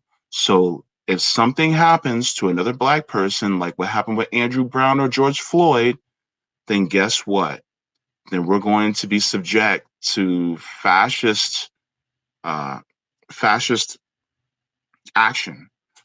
So basically, Florida is now a fascist state. It is. We have just flipped deeper into fascism than the rest of the country. Don't be like Florida. Push for defunding the police and changing the system with feet on the ground.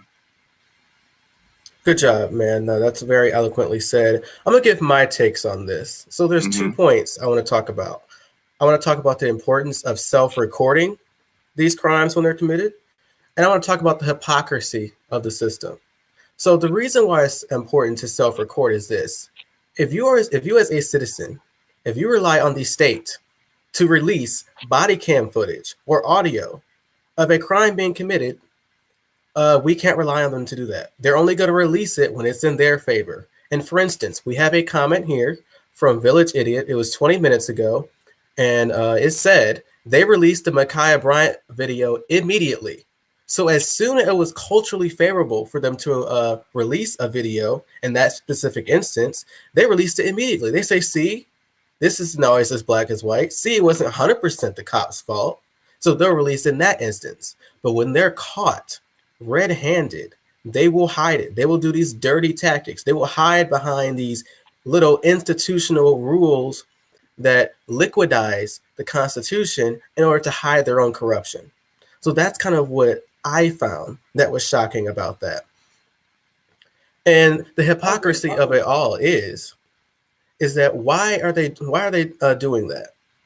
And the difference I just explained between the Ma'Khia Bryant video versus the Andrew Brown video is that one was released immediately, and one was released, but it was wait long after.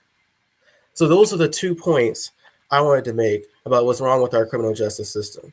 They say that it's fair. They say, oh, it's the Constitution. This is what we all agreed upon. But why is the state manipulating the rules in their favor? And why are they making us follow their manipulated rules? It's terrible. So it's up to us as a citizenry to self-record. Do what Darnella Frazier did for George Floyd. Stand there. It's tough. It breaks your heart. But that's the only way we can get accountability. We cannot rely on the state to do that. And we can't wait them out. So those are my comments on that. And actually, we have 20 minutes to spare. And so what we're going to do right now is we have our 5 guests here with us. We're going to wrap up. We're going to talk about what are we looking forward to on our shows, what's coming up on FHL, and if you have any final comments. Before you get into the final comment, can you hear me, RJ? Yep. Oh, I love how you said, I think you said liquefy the Constitution. Explain that to the audience so they understand that. That is a very good description. So liquefying the Constitution is this. I've learned this in really my political history class. So how the Constitution is written is what you're telling the government is this is the most you can do up until this point. So the First Amendment, the Second Amendment, for instance, the Second Amendment, the right to bear arms, that's probably the only amendment in the Constitution that is really hard to overpress. But what the establishment tries to do is they try to take away our rights all the way. They're trying to get as closest to that line as they can before getting caught. And then if they get away with it, they can go over the line and push it to that's best in their favor. So that's what I mean by liquefying the Constitution. Like, we don't have a Fourth Amendment right anymore. Like, someone can come into your house with a no-knock warrant and shoot your ass up. They did that to Breonna Taylor. And then they blame you for defending your own home and want to sue your ass. And especially if you're Black and the criminal justice system is messed up. And even if you're white as well. So we should all work together to change and abolish really this racist, terrible, classist criminal justice system we have. Because if we keep allowing them to do these dirty tactics, liquefy the Constitution, make it harder for the average working person to defend themselves in court and to protect yourself, your family, and your own home, then we don't really have a free country. And to be perfectly honest, we've never really had. We've always fought to try to make sure everyone's rights are listened to, are adhered, but we can't give up this fight. This is an ongoing issue. We're never going to win. That's the funny part. We're never going to truly win, but it doesn't mean we got to stop. We got to stop trying. We always have to keep punching at it. That's what the previous generations have done. That's what the greatest generations in the Black community have done. Even they recognize, okay, we may not get to the promised land immediately, but we always have to keep fighting for those issues and to keep fighting to change it, because the establishment's not going to stop crushing us. Even when they're dead, they're going to fucking burn us. So we have to keep punching at the apple. We have to keep fighting, and we have to keep going generation after generation after generation. So that's my thoughts on that. And just to wrap up, what I want everyone to do is give your final thoughts.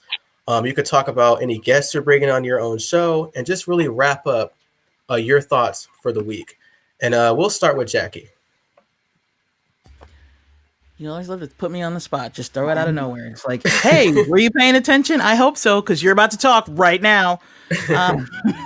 So on Monday, my show, which is called Nerdolitics, with my co-host Killjoy Meg, we are going to be discussing The Falcon and the Winter Soldier and the politics within. Tuesday, we're going to have a special show because May 4th is Star Wars Day. May the 4th be with you. And we're going to be doing a Star Wars episode where we talk about the politics of Star Wars. And we're going to play an excerpt from Ryan Knight's podcast when he jumped in with us to discuss Star Wars. Thank you, Jackie. Let's Hey, have. I got a question for Jackie. Hey, Jackie, Yes. kind of tell the audience what nerdolitics means. I love that name. Good question. I kind of want to know what it means. I mean, I have an idea, but I want to hear it from you. It's nerd culture meets politics. So we discuss the politics of nerd culture. So things like Marvel, DC, Star Wars, Harry Potter, Star Trek, all of that.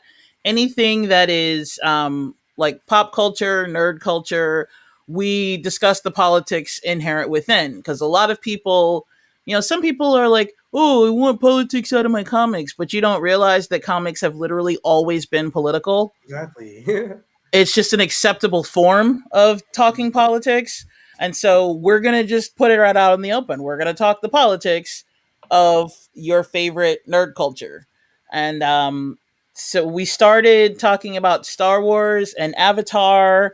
And next week is Star Wars Day because, May the 4th. So we're going to talk the politics of Star Wars yet again. And so basically, if you like anything nerd culture, like The Matrix, Terminator, whatever, anything that can be considered like nerd culture, and you want to know, like, you have a political question, like when Nick was on my other podcast, he asked about the politics of the MCU. Like, how do I feel about the way they deal with the military industrial complex?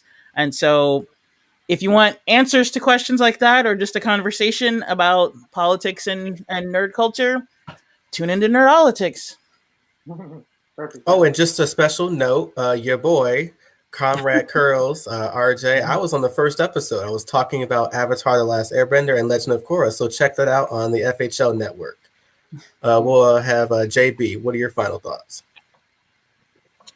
So coming up this Sunday, we will be having a crossover event, FHL and the Vanguard podcast with myself and RJ. We will be with Zach and Gavin, actually, talking about the politics of the week and various different discussions. I want you guys to tune in to that. As well as, a lot of what we were talking about today was definitely hinged on race. And the thing is, what I want people to understand is that liberation of Black people means liberation for all. Because when we are able to get things in an equal and equitable way, that means it's going to be equal and equitable for anyone and everyone, no matter what your class is, no matter who you are or where you're from. And so I want, you to be able to embrace that. And I also want to say that I appreciate all of the white leftists who are anti-racist and who are pushing, for us to have equality and equity as much as possible. For those of you who are white leftists who actually go after the politicians for instance, the 94 crime bill, going after, for going after police funding, all these different things, I want to say that we appreciate your efforts, but this fight isn't over. And there are more of you than there are of us. And so we also ask that you take this fight, as uncomfortable as it seems, to family members, to friends, to people like that, because that's how we are actually able to change things from the bottom up. Beautifully said. CJ, do you have anything coming up, and what are your final thoughts? Yeah. So as far as let's start with my final thoughts. My final thought is to the point I made earlier, and that is we're living in a failed state. We're witnessing the failing of the state. Okay, and we can complain. We can do all this stuff. We can tweet. We can go on social media. But until we decide to do a general strike, we're gonna live like this. You understand? Like, these despicable people aren't gonna wake up all of a sudden and say, "Hey, let's give everybody 21."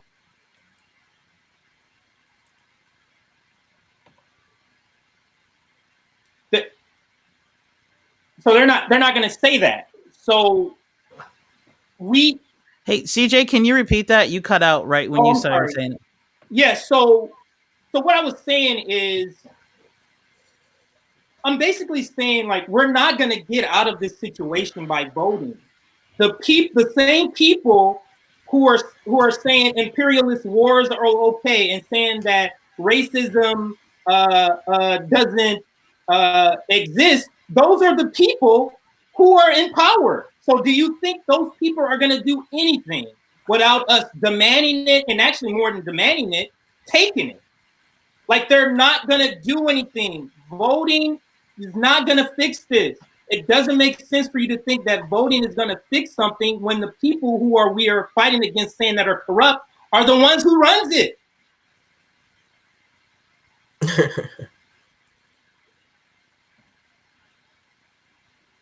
Okay, you cut out a little bit. And lastly, I know I keep getting cut out. And lastly, what's coming up for me, possibly Monday we'll have Justin Jackson on. I'll have him on my show. And then I can't remember if it's Tuesday or Wednesday, I'll have Isaiah James, who's running for Congress, on his show. I also have, for those who know who, Black Bernie Babe on Twitter, Monica, she'll be coming up on an episode. But something that I am really excited about is a new podcast show I'm starting with a person who filled in Sky Daddy. We're going to be starting a new podcast show called Deconstructed, where we're basically going after all the BS propaganda, deconstructing all the narratives is what the concept of the show is. We're working on that, and Nick will be appearing on that also. So he might as well be called another host, because he'll be on there almost all the time. So yeah, Deconstructed, I'm excited about that particular podcast, and that's all I got. Okay, I'll go first, and I'll let Nick have the final thoughts. My final thoughts are this. Check out the podcast I did with the Vanguard. I believe it was yesterday. I had a guest appearance. They asked me. I was gracious. They're great. We talked a lot about what's going on politically on the left. Tomorrow, you should check out my show at 6 p.m. Eastern Standard Time right here at FHL. I'll have my man EQ on. We're going to discuss 3 of his articles, one on anarchism versus white anarchism, and who should be a part of a left-wing movement. And I think those are important discussions to have with the left right now. We need to rebuild and re-up our game so we can really fight back against these guys and help each other grow as an organization. And as JB mentioned, on Sunday at 1 p.m. Eastern Standard Time, we'll be going live with the Vanguard. So Zach, Gavin, me, and JB Font, it'll be fun. You guys should check us out. So Nick, any final thoughts? I appreciate all the support, guys. I put a few comments in there, but if you guys like and share, that helps out our show a lot. And anyone complaining about how there's some white leftists that are out of touch and they say some racist stuff, this white support people of color. Support Black leftists, people of color across the media spectrum. But I know, in terms of my final thoughts, I know we talk about a lot of depressing things. I like talking about politics, and I can't stop myself from being in this fight. So it's depressing to talk about, but I feel like this conversation has to be had. But let this radicalize you to be a better person. What I mean by that, we go through so much bullshit because our capitalist broken system. Why will you add any more stress onto your fellow man, your fellow neighbor? That's why I don't understand these people who spend all their time just attacking other leftists on Twitter they disagree with, for example. And even not just that. When I became a socialist, I became a better person. I treat people who are customer service workers better. I treat my neighbors better. I legitimately fight for a Medicare for all because I want my neighbors, I want everyone I know to be taken care of. And not just that political ideology, that's how I treat people in real life. I am legitimately a much better person than I was in my early 20s when I was a shit lib. And I look back at some beliefs I used to have. I used to think about how I used to snap at some people sometimes, and I cringe. Because we go through so much bullshit, especially as Black people and people of color. Why would you add any more stress to your life? This is why I tell people all the time I know. Like, bro, we were getting shot and killed by the police. People are in poverty. People are homeless. and you want to make more drama for people you love and people you know, that's stupid. So that's why I mean when I say that. So we talk about a lot of depressing shit, but this depressing shit should radicalize you to be a better person. Because why stress over stupid stuff when we get killed by the police, when we got this fascist capitalist system that is crushing black wealth, for example. This is what I take out of this kind of stuff. So I know we talk about some depressing stuff sometimes, and we don't bullshit you guys. When I tell you that I don't see a lot of good paths for black people in terms of electoral. I think we're fucked, to be honest. But because I think we're fucked electorally, that makes me want to take care of my black brothers and sisters even more. Because I'm like, we're got no one in the ruling class that gives a fuck about us, so we might as well give a fuck about each other. I'm not bullshitting when I talk about my one of having a socialist commune. I don't know how it's gonna get done yet, but I think that's the future. We live in late state capitalism.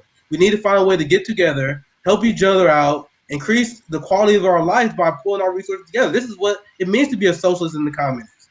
So that's my last thing I want to take you guys with this episode. I appreciate everyone for watching, but let everything that we talk about radicalize yourself into a better person. Right. I want to thank our audience. We wouldn't be doing this without you guys. We love your input. We love that you're watching whatever we all have to say. We work really hard on the content, the topics, to really give you guys our perspective and what we think about the world, what we think about the left, what we think about really America and internationally as well. And so we appreciate you guys. Make sure to hit the subscribe button on YouTube. Thank you to our Twitch users that are watching. We're going to keep pushing things out. After this live stream, this is actually a month of us going on. We just started in April, so we're almost through a month already. So we really want to appreciate you guys for watching and stick with us. We're going to keep pushing on. We got more stuff next month. Right off the bat, we're going to have Richard Wolff come on this. I believe it's May 4th. It'll be on the Nick show. So tune in for that. We're going to start off hot. And with that, I want to close with saying thank you all. This is the FHL Leftist Roundtable. We are signing out. One more thing I want to say just before you go, just to let both Mac and Luke know, I did see your comments on Nerdolitics, and I will look into it in the future. Any other last thoughts, and we'll close out? Nope, just wanted to let them know I saw it. Okay, thank you. Thank you, everyone, for watching the Weekly Roundtable on the Fred Hampton